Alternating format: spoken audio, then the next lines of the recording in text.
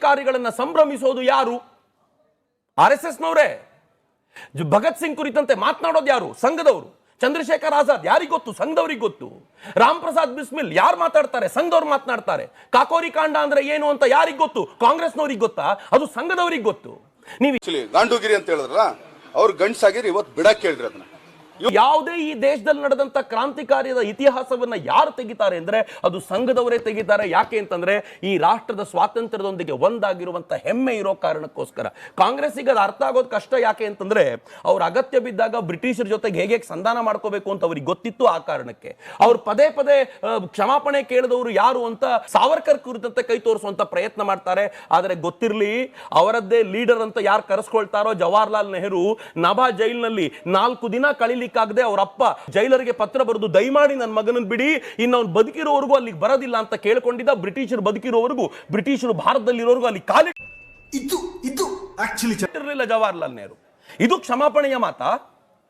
ಕಾಂಗ್ರೆಸ್ನ ಪ್ರಾಬ್ಲಮ್ ಏನಿದೆ ಅಂತಂದ್ರೆ ಅವ್ರು ಏನೇನು ಆರೋಪ ಮಾಡ್ತಾರೋ ಆ ಆರೋಪವನ್ನೆಲ್ಲ ಉಲ್ಟಾ ಅವ್ರು ತಲೆ ಕಟ್ಟಲಿಕ್ಕೆ ಶುರು ಮಾಡಿದರೆ ಕಾಂಗ್ರೆಸ್ಸಿಗರು ತಲೆ ಎತ್ಕೊಂಡು ತಿರುಗಾಡ್ಲಿಕ್ಕೆ ಆಗದೆ ಇರುವಷ್ಟು ಕೊಳಕು ಕಾರ್ಯವನ್ನ ಈ 75 ವರ್ಷಗಳಲ್ಲಿ ಮತ್ತು ಅದಕ್ಕಿಂತಲೂ ಮುಂಚೆ ಮಾಡಿರೋದ್ರಿಂದ ಅವರು ಬಾಯಿ ಮುಚ್ಕೊಂಡಿದ್ರೆ ಅವ್ರಿಗೂ ಒಳ್ಳೇದು ಅಂತ ಅನ್ಸುತ್ತೆ ನಂಗೆ. ಸರಿ,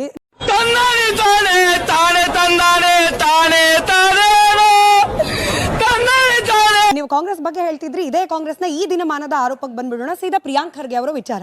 ಪ್ರಿಯಾಂಕ್ ಖರ್ಗೆ ಅವರು ಈ RSS ಕಾರ್ಯ ಚಟುವಟಿಕೆಗಳಿಗೆ ನಿರ್ಬಂಧ ಹೇರಬೇಕು ಅನ್ನೋ ಪತ್ರ ಬರೆದ ನಂತರದಲ್ಲಿ ಅವರಿಗೆ ಬರ್ತಾ ಇರುವ ಬೆದರಿಕೆ ಕರೆಗಳು, ಅದ್ರದ್ದೊಂದು ವಿಡಿಯೋ ಕೂಡ ರೆಕಾರ್ಡ್ ಮಾಡಿದ್ರು. ನೋಡಿ, ಇದೇನಾ RSS ಶಾಖೆಗಳಲ್ಲಿ ಕಲಿಸ್ಕೊಡುವ ಸಂಸ್ಕೃತಿ?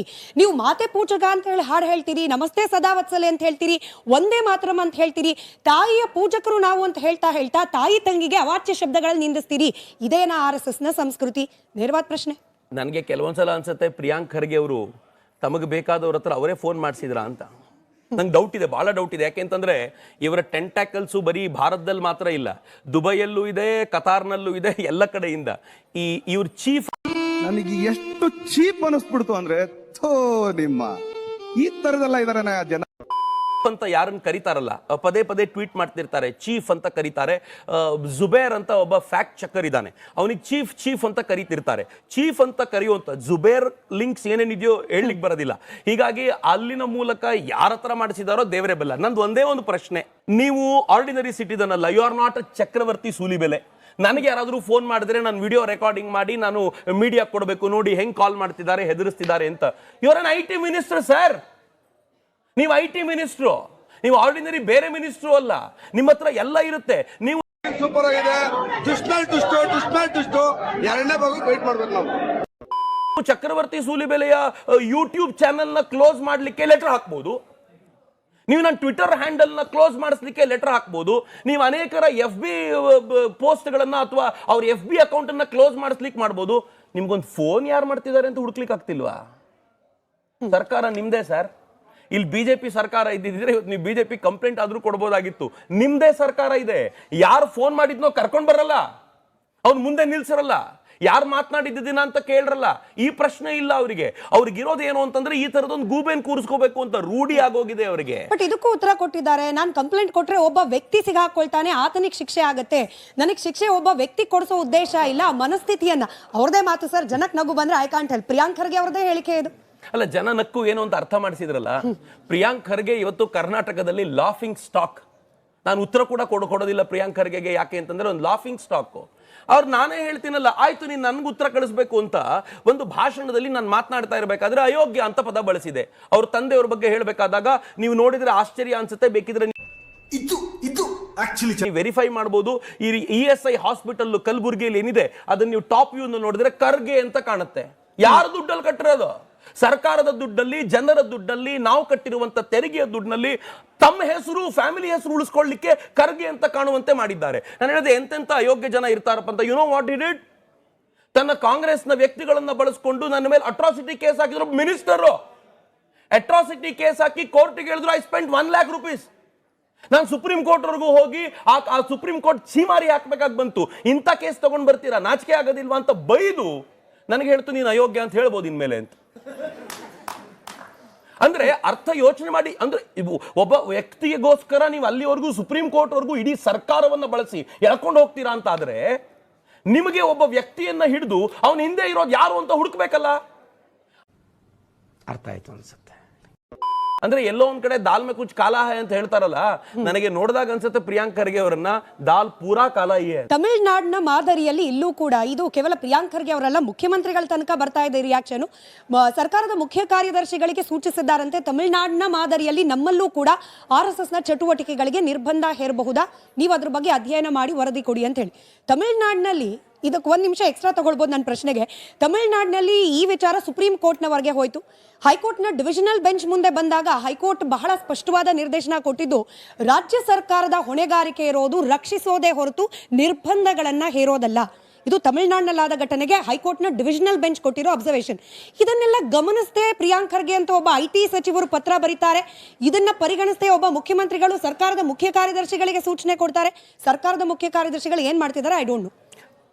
ಒಂದೇ ವಿಷಯ ಹೇಳ ಸ್ಮಿತಾ ಅವರೇ, ನಾನು ಇದಕ್ಕೆ ತುಂಬಾ ವಸ್ತುನಿಷ್ಠವಾಗಿ ತಪ್ಪು ತಿಳ್ಕೊಳ್ಳಲ್ಲ ಬಿಡುಗರು, ತಿಳ್ಕೊಳ್ಳ ಹೇಳದ್ನಲ್ಲ ತಪ್ಪು ತಿಳ್ಕೊಳ್ಳಲ್ಲ ಅಂತ. ಒಂದ್ಸಲ ತಿಳ್ಕೊಂಡ್ ನೋಡು, ಒಳ್ಳೆ ಇರ್ಲಿ ತಿಳ್ಕೊಳ್ಳು. ಆಗಿರುವಂತ ಉತ್ತರ ಕೊಡ್ಲಿಕ್ಕೆ ಹೋಗೋದಿಲ್ಲ. ನನಗೆ ಪ್ರಿಯಾಂಕ್ ಖರ್ಗೆ ಅವರನ್ನ ಇದ್ದ ಜಾಗಕ್ಕಿಂತ ಮೇಲೆ ಎತ್ತರಕ್ಕೆ ತೆಗೆದುಕೊಂಡು ಬರುವಂತ ಇಷ್ಟ ಇಲ್ಲ, ಆ ಯೋಗ್ಯತೆ ಇಲ್ಲ ಅವರಿಗೆ. ಸೊ ಪ್ರಾಬ್ಲಮ್ ಏನು ಅಂತಂದ್ರೆ, ಈಗ ಆಗಸ್ಟ್ ಕ್ರಾಂತಿ, ಡಿಸೆಂಬರ್ ಕ್ರಾಂತಿ ನಡಿಬೇಕು, ನವೆಂಬರ್ ಕ್ರಾಂತಿ ಅಂತ ನೀವೇ ಹೇಳ್ತಿದ್ದೀರಾ. ನವೆಂಬರ್ ಡಿಸೆಂಬರ್ ಕ್ರಾಂತಿ ಆಗತ್ತೆ ಅಂತ ಎವ್ರಿ ಒನ್ ಇಸ್ ವೇಟಿಂಗ್. ನಾವಲ್ಲ ಸರ್, ಕಾಂಗ್ರೆಸ್ನವರೇ ಹೇಳ್ತಿದ್ದಾರೆ. ಸರಿ, ಕಾಂಗ್ರೆಸ್ನವ್ರು ಇಲ್ಲ ಅಂತ ಹೇಳ್ತಾರೆ, ಮೀಡಿಯಾಗಳು ಮಾತನಾಡ್ತಾ ಇವೆ, ಅಥವಾ ಇಡೀ ರಾಜ್ಯಕ್ಕೆ ಗೊತ್ತು ಏನೋ ಆಗತ್ತೆ ಈಗ ಬದಲಾವಣೆ ಅಂತ. ಯಾರನ್ನು CM ಮಾಡಬೇಕು ಇವರನ್ನು ಬದಲಾಯಿಸಿದ್ರೆ? ಅದು DK ಶಿವಕುಮಾರ್ ಮಾಡಬೇಕು ಅಂತಿದೆ. ಆದರೆ ಚರ್ಚೆಯಲ್ಲಿ DK ಶಿವಕುಮಾರ್ ಜಾಸ್ತಿ ಇದ್ದಾರೆ. DK ಶಿವಕುಮಾರ್ ಬಿಟ್ರೆ ಮತ್ತೆ ಯಾರು ಚರ್ಚೆಯಲ್ಲಿ ಇದ್ದಾರೆ? ಸಿದ್ದರಾಮಯ್ಯನವರಿಗೆ ಯಾರಾದ್ರೂ ಒಬ್ಬರು ಬೇಕಾಗಿತ್ತು. ಅದಕ್ಕೆ ಏನ್ ಚರ್ಚೆ ಮಾಡಿದ್ರೆ ತುಂಬಾ ಚರ್ಚೆ ಜೋರಾಗುತ್ತೆ ಅಂದ್ರೆ RSS ಅನ್ನು ಬೈದ್ರೆ ಮಾತ್ರ ಅಂತ ಗೊತ್ತಿತ್ತು. ಹೀಗಾಗಿ ಅನವಶ್ಯಕವಾಗಿ ಒಂದು ಪತ್ರವನ್ನು ಅವ್ರು ಬರೆದ್ರು. ಆ ಪತ್ರ ಡಸ್ಟ್ಬಿನ್ಗೆ ಎಸೆಯೋಕ್ಕಿಂತ ಬೇರೆ ಯಾವ ವ್ಯಾಲ್ಯೂನು ಆ ಪತ್ರಕ್ಕಿಲ್ಲ. IT ಮಿನಿಸ್ಟರ್ ಇಷ್ಟು ಪತ್ರ ಬರಿಬೋದಾ? ಎಂತ ನಾಚಿಕೆಗೇಡಿನ ಸಂದರ್ಭದಲ್ಲಿ ಗೂಗಲ್ನ AI ಹಬ್ ಪಕ್ಕದ ಆಂಧ್ರಕ್ಕೆ ಶಿಫ್ಟ್ ಆಗಿ ಹೋಯ್ತು.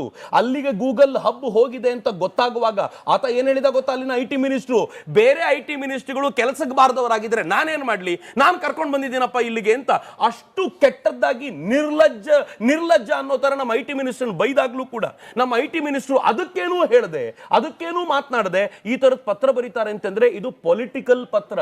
ಅವರಿಗೆ ಸಂಘದ ಮೇಲೆ ದ್ವೇಷ ಮಾಡ್ಲಿಕ್ಕೆ ಏನೂ ಇಲ್ಲ ಅಂತ ಗೊತ್ತಿದೆ ಅವರಿಗೆ, ಮತ್ತೆ ಈ ದ್ವೇಷ ನಿಲ್ಲೋದು ಇಲ್ಲ ಅಂತ ಗೊತ್ತು. ಆದ್ರೆ ಇದರ ಕಾರಣಕ್ಕೋಸ್ಕರ ಇಷ್ಟು ಚರ್ಚೆ ಆಯ್ತಲ್ಲ. ನಾನು ಇವತ್ತು ಹೇಳ್ಬೋದು ಅಂತಂದ್ರೆ ಈ ಡಿಬೇಟ್ ನ ಮೊದಲ ಅರ್ಧ ಗಂಟೆ ಬರೀ ಪ್ರಿಯಾಂಕಾ ಗಾಂಧಿ ಅವರ ಚರ್ಚೆಗೆ ಬಂತು. ಯಾವ ಪ್ರಿಯಾಂಕಾ ಅವ್ರ ಬಗ್ಗೆ ಚರ್ಚೆ ಮಾಡ್ಲಿಕ್ಕೆ ಏನೂ ಇರ್ಲಿಲ್ವೋ? ಪ್ರಿಯಾಂಕ್ ಖರ್ಗೆ ಅವ್ರ ಬಗ್ಗೆ ಚರ್ಚೆ ಮಾಡ್ಲಿಕ್ಕೆ ಏನೂ ಇರ್ಲಿಲ್ವೋ ಅಂತವ್ರು ಚರ್ಚೆಗೊಂದು ವಿಚಾರ ತಗೊಂಡ್ ಬಂದ್ರಲ್ಲ. ಅವ್ರ RSS ಬಗ್ಗೆ ಹೇಳದೆ ಅವ್ರೇನಾದ್ರೂ ಕಲಬುರಗಿಯ ಡೆವಲಪ್ಮೆಂಟ್ ಬಗ್ಗೆ ಹೇಳಿದ್ರೆ ಅವ್ರ ಬಗ್ಗೆ ಚರ್ಚೆ ನಡೀತಿರ್ಲಿಲ್ಲ. ಕಲಬುರಗಿಯಲ್ಲಿ ಬೀದಿಯಲ್ಲಿ ಗಲಾಟೆ ನಡೆದಿರ್ತಿತ್ತು. ಯಾಕಂದ್ರೆ ಡೆವಲಪ್ಮೆಂಟ್ ನ ವಿಚಾರದಲ್ಲಿ ಅಷ್ಟು ಹಿಂದುಳಿದಂತ ಮನುಷ್ಯ ಆತ.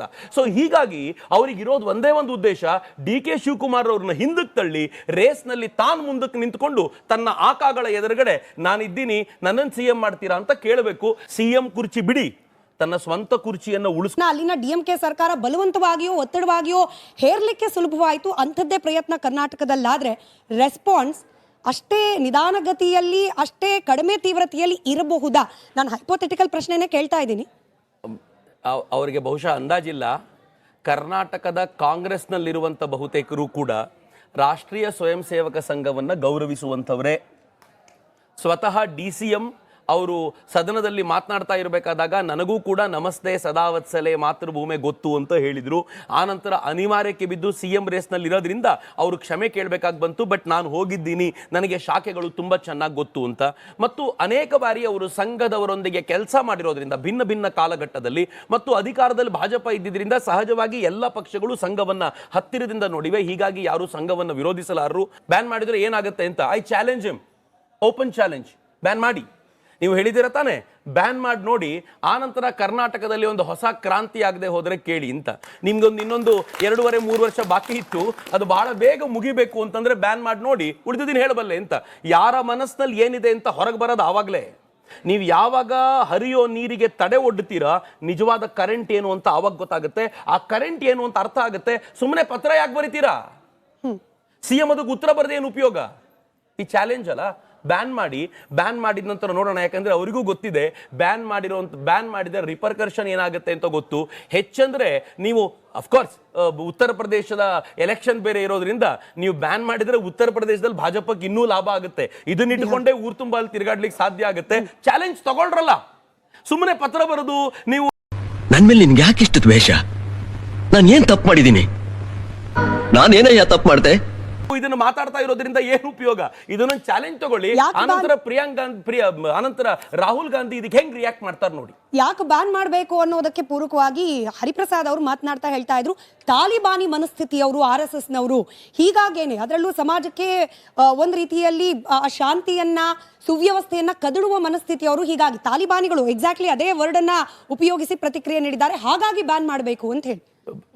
ಮಜಾ ಏನ್ ಗೊತ್ತಾ, ಇತ್ತೀಚಿನ ದಿನಗಳವರೆಗೂ ತಾಲಿಬಾನ್ ಕಂಡ್ರೆ ಬಹಳ ಪ್ರೀತಿ ಇತ್ತು ಅವರಿಗೆ. ಈಗ ಇದ್ದಕ್ಕಿದ್ದಂತೆ ತಾಲಿಬಾನ್ ಕಂಡ್ರೆ ಆಗ್ತಿಲ್ಲ. ಯಾಕೆ ಹೇಳಿ? ತಾಲಿಬಾನ್ ಪಾಕಿಸ್ತಾನದ ವಿರುದ್ಧ ಆಗಿದೆ ಅಂತ. ಅವರಿಗೆ ಯಾರ್ಯಾರು ಪಾಕಿಸ್ತಾನದ ವಿರುದ್ಧವೋ ಅವರೆಲ್ಲ ತಾಲಿಬಾನಿಗಳು ಅಂತ ಅನಿಸ್ಲಿಕ್ಕೆ ಶುರುವಾಗಿದೆ ಈಗ. ಸಹಜವಾಗಿಯೇ ಭಾರತದ ಪ್ರತಿಯೊಬ್ಬನೂ ಕೂಡ ಅವನು ಪ್ರಾಮಾಣಿಕ ದೇಶಭಕ್ತನಾಗಿದ್ರೆ ಅವನು ಪಾಕಿಸ್ತಾನದ ವಿರೋಧಿಯೇ. ಆಪರೇಷನ್ ಸಿಂಧೂರ್ ನಡೆದಾಗ ಆಪರೇಷನ್ ಸಿಂಧೂರ್ ಆಗ್ಬಾರ್ದಾಗಿತ್ತು, ನಾವು ಯಾರ ಜೊತೆಗೂ ಯುದ್ಧಕ್ಕೆ ಹೋಗ್ಬಾರ್ದು ಅಂತ ಟ್ವೀಟ್ ಮಾಡಿದ್ದು ಅಯೋಗ್ಯ ಕಾಂಗ್ರೆಸ್ಸಿಗರು. ಅದು ಯಾರೋ ಒಬ್ಬ ಸಣ್ಣ ಪುಟ್ಟ ಕಾಂಗ್ರೆಸ್ಸಿನ ಲೀಡರ್ ಅಲ್ಲ, ಕಾಂಗ್ರೆಸ್ಸಿನ ಅಫಿಷಿಯಲ್ ಹ್ಯಾಂಡಲ್ ಇಂದ ಮಹಾತ್ಮ ಗಾಂಧೀಜಿಯವರ ಸ್ಟೇಟ್ಮೆಂಟ್. ಗಂಡು ನನ್ ಮಗನೇ, ಕೆರೆ ಕುಂಟೆ ಅಲ್ಲ, ನಿಮ್ ಮನೆ ಹತ್ರಕ್ಕೆ ಬರ್ತೀರಾ? ನಿನ್ ಅಡ್ರೆಸ್ ಕಳ್ಸ. ಏನಣ್ಣ? ಅಡ್ರೆಸ್ಗೆ ಬರ್ತೀರಿ, ಅಡ್ರೆಸ್ಗೆ ಬಂದು ನನ್ ಮಗನೇ